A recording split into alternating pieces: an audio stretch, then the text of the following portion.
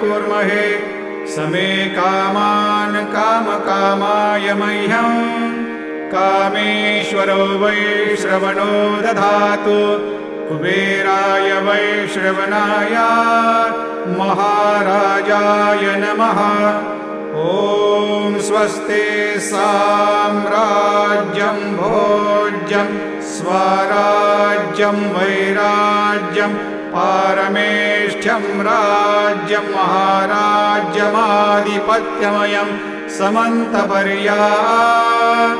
ईशात् सार्वभौमः सर्वायुषान्तादापरार्धात् पृथिव्यै समुद्रपर्यन्ताय एकराळिति तदप्येष श्लोकोऽभिगीतो मरुतः परिवेष्टारो मरुतस्यावसङ्ग्रहे आवीक्षितस्य कामप्रे